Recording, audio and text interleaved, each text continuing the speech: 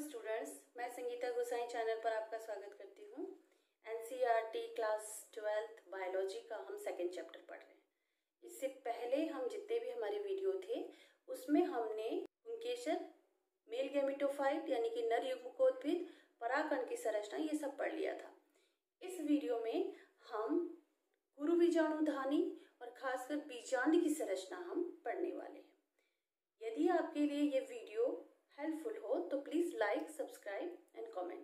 यदि कोई क्वेश्चन है, कोई क्वेरीज है तो भी आप कमेंट कर सकते हैं।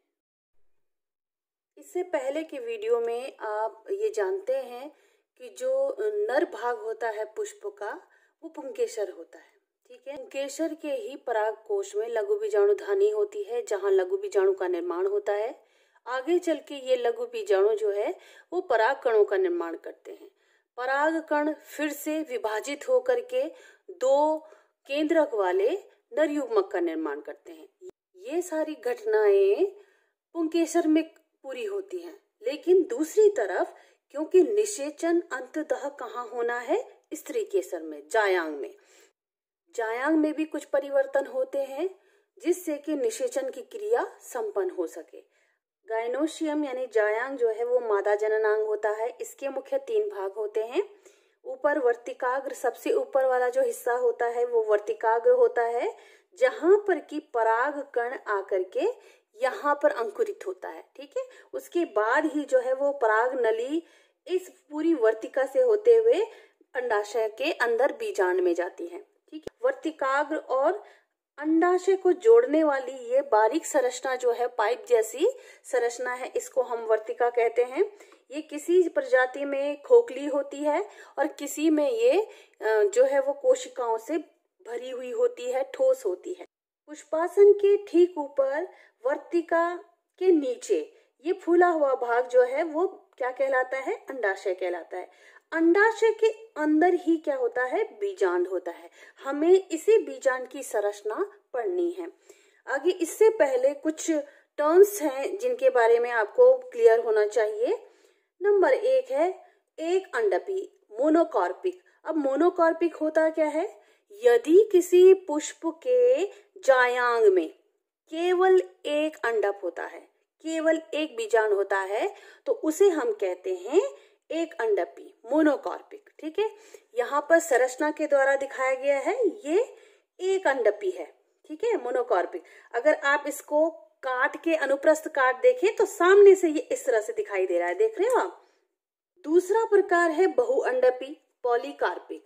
अब पॉलीकार्पिक उन पुष्प को कहते हैं जिनमें कार्पस या फिर कह लो गायनोशियम जो है अंडप, वो नीचे से आपस में मिला होता है। ठीक है, यहाँ पर आप संरचना देख लो, 1 2 3, ऊपर से 3 दिखाई दे रहे हैं, लेकिन नीचे जो है वो आपस में मिले हुए होते हैं। तो ये कौन से हो गए, बहुअंडपी।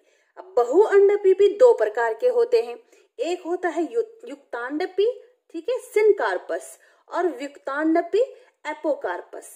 युक्त मतलब होता है आपस में जुड़े हुए। ठीक है, यदि अंडप बीजांड आपस में जुड़े हुए हों, आप यहाँ पर अगर आपको दिखाई दे रहा हो, ये बाहर की जो दीवार है इस तरह से है, ये ऐसे।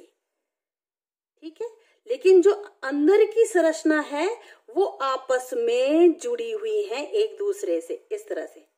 ठीक है, ये तो हो गई युक्तांडपी। ठीक है, और यदि हर एक कार्पस अलग हो इस तरह से, ये भिन्न भिन्न, तो इनको हम कहते हैं एपोकार्पस या वियुक्तांडपी। ये देखो, ये यहाँ पे संरचना ऊर्ध्वाधर है और ये इसकी अनुप्रस्थ काट है। हर एक जो है अंडप अलग अलग है और यहाँ पर युक्तांडपी में एक साथ मिले हुए हैं। तो इस प्रकार से आपके पास 4 प्रकार के जायांग पुष्पों में मिलते हैं। अब ये बीजांड की संरचना है, इसे आप समझ लीजिए। ये मोटा उभरा हुआ भाग ओवरी है, अंडाशय। अंडाशय के अंदर ही क्या है, बीजांड।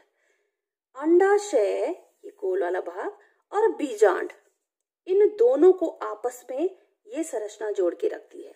यहाँ पर इसे हम कहते हैं अपरा, अपरा या प्लेसेंटा। ठीक है, अपरा के बाद एक डंडे नुमा संरचना है जिसे कि बीजांड वृंत कहते हैं, बीजांड वृंत। ठीक है, फिनिकल। ठीक ठीक है जी, ये फ्यूनिकल हो गया, बीजांड वृंत। और ये पूरा जो भाग है, इसके बीजांड वृंत के अतिरिक्त जो भाग होता है वो बीजांड काय, न्यूक्लियस कहलाता है। अब बीजांड काय में क्या क्या है? सबसे बाहर का जो आवरण है उसे हम कहते हैं बाह्य अध्यावरण, आउटर इंटेगुमेंट, ठीक है। और इसके अंदर वाला जो एक और आवरण है, दो लूप दिखाई दे रहे हैं आपको, अंदर वाला लूप जो है वो अंत अध्यावरण यानी कि इनर इंटेगुमेंट है। तो इस तरह से जो बीजांड काय है वो दो अध्यावरणों से, दो आवरणों से घिरा हुआ है, आउटर इंटेगुमेंट और इनर इंटेगुमेंट, बाह्य अध्यावरण और अंत अध्यावरण, ठीक है जी।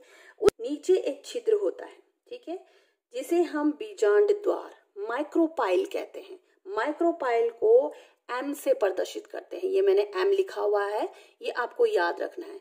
माइक्रोपाइल बीजांड काय का खुला भाग होता है, जहां से कि पराग नली अंदर घुसती है और जिसमें कि नर युग्मक मादा युग्मक से संलयित होता है, ठीक है। और माइक्रोपाइल के बिल्कुल सामने वाला जो भाग होता है, बिल्कुल सीधी रेखा में, इसको हम चलाइजा कहते हैं या हिंदी में हम इसे निभाग कहते हैं। ये अंदर की संरचना जो गोल दिखाई दे रही है ये भ्रूण कोश की है, लेकिन इससे पहले जो ये पूरा बीजांड काय होता है ये पूरी तरह से इस तरह से कोशिका से भरा हुआ होता है। भ्रूण कोश से पहले यहाँ पर क्या होता है कि इन्हीं जो पूरी कोशिकाएं होती हैं उन्हीं में से एक कोशिका का साइज जो है वो बड़ा होने लगता है, जिसे हम क्या कहते हैं, MMC, mother cell, megasporangium mother cell. जैसे हमने लघु बीजाणु में पढ़ा था एमएमसी, माइक्रोस्पोरेंजियम मदर सेल, उसी तरह से यहाँ पर भी मेगा स्पोरेंजियम मदर सेल, ठीक है, गुरु बीजाणु मात्र कोशिका का निर्माण होता है। और इसी कोशिका में एमएमसी में ही फिर जो है वो कोशिका विभाजन होता है और उसके फलस्वरूप हमें जो है वो क्या मिलता है, भ्रूणपोष मिलता है। कोशिका विभाजन के फलस्वरूप हमें 1, 2, 3, 4, 5, 6, 7, 8 केंद्रक मिलते हैं, जिनमें से ऊपर की 3 कोशिकाओं को प्रतिमुख कोशिका, एंटीपोडल सेल कहते हैं, बीच में जो है वो ध्रुवीय कोशिका या पोलर सेल कहते हैं, और तीसरा जो नीचे 3 कोशिका, सहायक कोशिका या सिनर्जिड जिनको बोलते हैं, ये प्राप्त होते हैं। इस प्रकार से बीजांड की संरचना यहीं पे समाप्त होती है। आगे आने वाली वीडियो में हम पढ़ेंगे कि मादा युग्मकोद्भिद का निर्माण किस प्रकार से होता है, निषेचन की क्रिया कैसे संपन्न होती है। देखने के लिए धन्यवाद।